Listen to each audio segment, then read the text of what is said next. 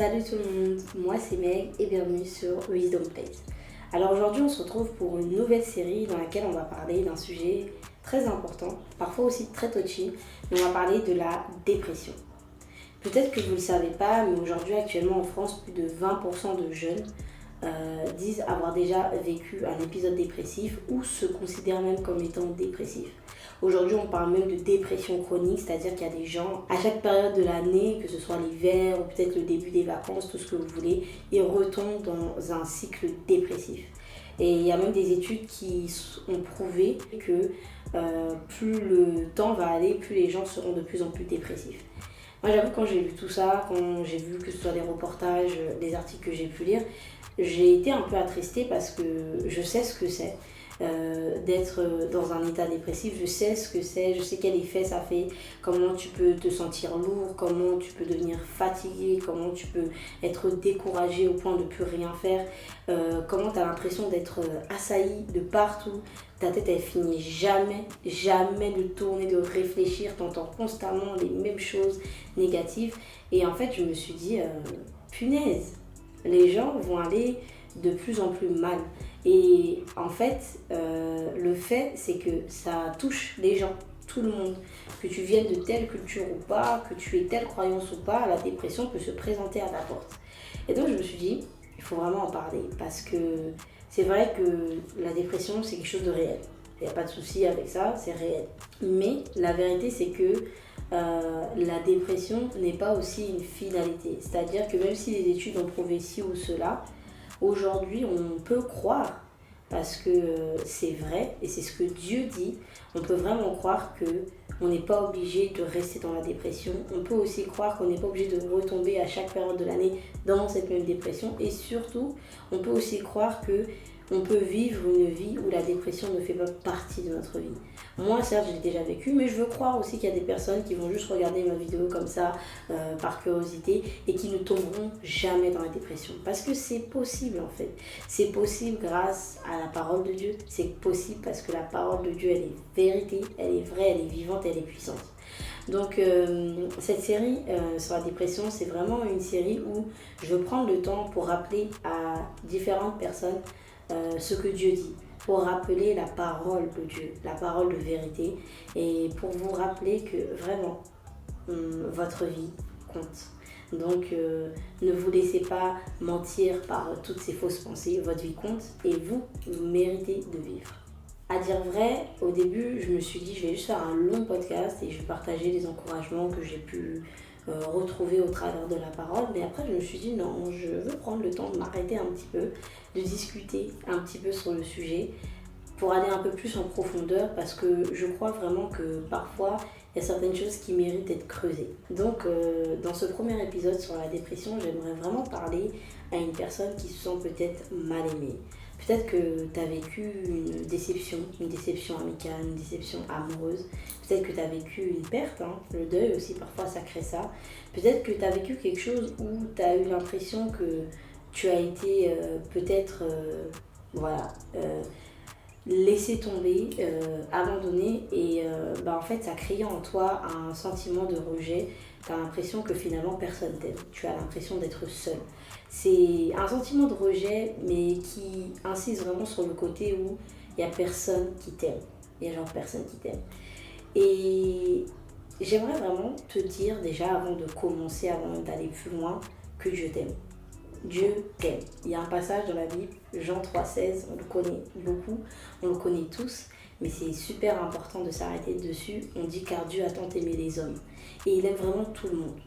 Que tu le connaisses ou tu ne le connaisses pas, Dieu a tant aimé les hommes. Il a aimé tout le monde. Dieu nous aimait tellement qu'il s'est dit, moi je veux ouvrir la voie à l'humanité pour que chaque personne vienne à moi. Et c'est ce qu'il a fait en envoyant Jésus sur la terre pour que Jésus puisse se sacrifier. Et même si on va aller plus loin, même si on veut commencer à parler de ci ou de cela, même si je te dis oui, fais ci, fais ça, commence à déclarer que tu es belle, que tu es aimée, etc., je veux vraiment m'arrêter sur le fait que Dieu t'aime. Et l'amour de Dieu pour toi suffit.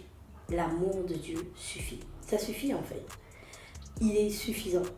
Et je te dis pas ça juste parce que je veux t'encourager. Moi je sais qu'il y a une période dans ma vie Story time. Non, je rigole. Non, je rigole pas, mais je vais vous raconter ma story. Il y a une période dans ma vie où j'ai été très touchée. Je me souviens à l'époque, il y a quelques années, j'avais un ami qui m'était très cher et on était très proches. C'est une personne qui m'a aussi beaucoup appris de choses concernant Dieu, concernant même la vie, etc. Et c'était vraiment un petit peu un ami, un modèle, plein de choses un petit peu pour moi que j'appréciais énormément. Et on avait vraiment une relation, franchement, pour le coup, pour moi, à cette époque-là, elle était géniale. Et c'est une personne vraiment qui m'a beaucoup appréciée, qui m'a montré énormément d'affection. Et à un moment donné, cette personne-là, malheureusement, m'a... Au-delà de me trahir, cette personne-là, vraiment, elle m'a abandonnée, elle m'a laissé tomber. Et en plus, dans tout ça, en fait, la manière dont ça a été fait, ça a été tellement fait avec manque de respect que ça m'a beaucoup affectée. Et en fait, je me suis sentie trahie et surtout, je me suis sentie mal aimée en fait à ce moment-là. Déjà, rien n'allait un petit peu dans ma vie à ce moment-là et ça, c'était vraiment la cerise sur le gâteau. Et ça m'a poussé, enfin, c'est pas ça m'a poussé, mais vraiment ça m'a consolidé à me plonger dans la tristesse au point où, vas-y, la dépression était là, j'étais la mode, viens. Et donc, je vous dis ça parce que je sais ce que ça peut faire parfois d'avoir le sentiment de ne pas être aimé, d'avoir le sentiment de ne pas être choisi, de ne pas être la personne qu'on regarde, la personne qu'on apprécie à sa juste valeur. C'est très compliqué. Et la vérité, c'est vraiment compliqué au point parfois tu as même l'impression que dans ton... Je sais pas, tu le sens même dans ton corps, tu as l'impression que ton cœur est lourd. Et vraiment, je veux vous dire ça. L'amour de Dieu pour vous est suffisant. Il est vraiment suffisant. C'est vrai qu'aujourd'hui, on nous a tellement rendu conscients de l'amour de papa, de maman, de nos frères, de nos sœurs, etc., de nos amis, d'un amoureux, d'une amoureuse, etc., qu'on en oublie l'amour principal, celui de Dieu. Et parfois, ça peut être le deuil, ça peut être une personne qui est partie, et cette personne vous aimait tellement, elle vous a tellement chéri, elle vous a tellement fait du bien, que en fait quand elle part vous avez l'impression qu'il n'y a plus personne qui pourra vous aimer, il n'y a plus personne qui pourra vous faire du bien, etc. Laissez-moi vous dire une chose, l'amour de Dieu est suffisant. Même si c'est une personne qui est partie et qui ne reviendra pas, moi je me souviens qu'à l'époque, je me disais mais qui va vraiment m'aimer comme il m'a aimé, on était amis, il m'avait pris vraiment comme ça et tout ça, genre en mode... avec mes défauts et mes qualités. C'était vraiment pas une personne qui se plaignait, au contraire, elle m'aidait beaucoup à évoluer. Et sur le coup, je me disais, mais qui? Et la vérité, c'est qu'un jour, le Seigneur m'a rencontré, il m'a dit, mais moi, je t'aime parfaitement. Et la vérité, c'est que oui, l'amour de Dieu suffit. Aujourd'hui, je me dis, je vis une vie où je considère que vraiment je suis comblée d'amour. Par les gens, etc., par l'entourage, par tout ce que vous voulez. Mais je crois vraiment que la source de tout cet amour que je reçois, c'est l'amour de Dieu. Qu'en fait Dieu manifeste simplement son amour à mon égard au travers d'hommes et de femmes, mais la première personne qui m'aime de manière inconditionnelle, que je reste la même ou pas, que j'évolue ou que j'évolue pas, que je glow up ou que je glow up pas, c'est Dieu. Et vraiment, l'amour de Dieu suffit. Je veux le répéter parce que peut-être que ça doit rentrer dans la tête de quelqu'un, mais l'amour de Dieu est suffisant.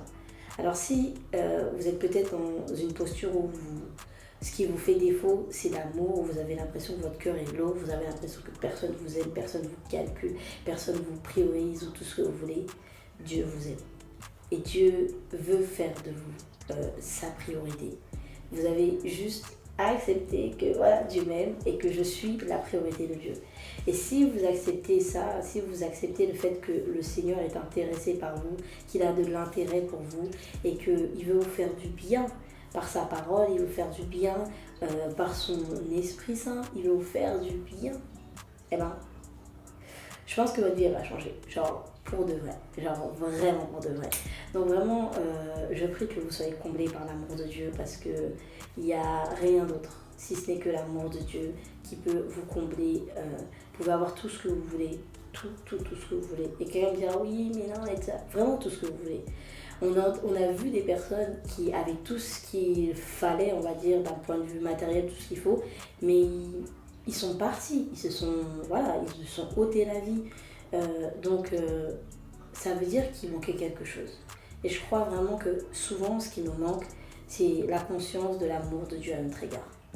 Cet amour-là, il ne partira pas, il ne bougera pas, il sera toujours là. Alors, choisissez vraiment l'amour de Dieu. Donc, ce sera tout pour moi aujourd'hui et on se dit à la prochaine fois.